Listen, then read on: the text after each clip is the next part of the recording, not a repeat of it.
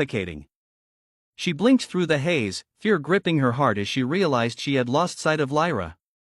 Ilara stumbled forward, her pulse pounding in her ears. The hangar was a chaotic scene, with ships and equipment strewn about.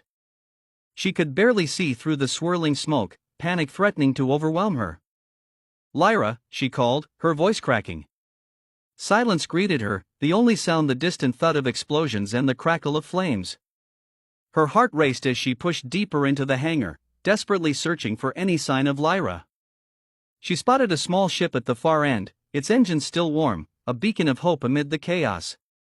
"If I can just get to that ship," she murmured to herself, but a heavy sense of dread settled over her.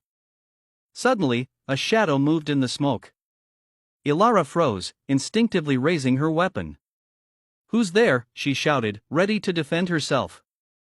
"Put down your weapon," a voice barked, and Ilara's heart sank. It was Zarek, flanked by his soldiers, a smug grin on his face. "Did you really think you could escape? This is your end, Ilara." Ilara's mind raced. She had to think fast.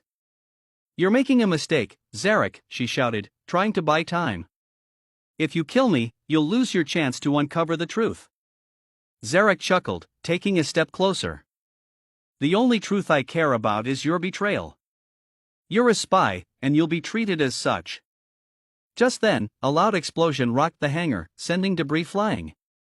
Ilara instinctively ducked behind a crate, her heart pounding as she tried to catch her breath. Zarek's soldiers were caught off guard, scrambling to regain their footing. Taking a deep breath, Ilara knew she had to act. She spotted a control panel near the ship, its lights blinking. If she could activate the ship, she might have a chance to escape and possibly save Lyra. Summoning her courage, Ilara sprinted toward the panel, ducking behind crates as enemy fire rang out around her. She could feel the heat of the flames licking at her skin, the smoke making it harder to breathe. Reaching the panel, she quickly scanned the controls. Come on," she muttered, fingers flying over the buttons. But just as she began to activate the ship, Zarek's voice boomed behind her. "Stop her," he shouted, and Ilara's heart dropped. She glanced over her shoulder to see soldiers closing in, weapons drawn. With a burst of adrenaline, she hit the final button, the engines roaring to life. "Yes," she exclaimed, feeling a rush of hope.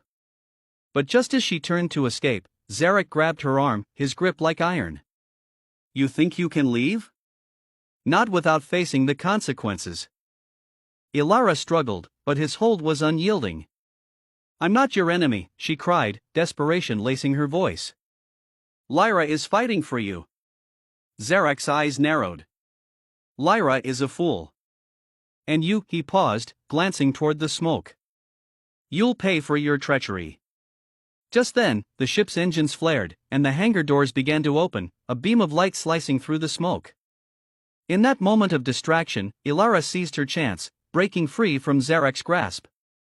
"Lyra," she shouted, but all she could hear was the roar of the ship's engines and the impending chaos closing in around her.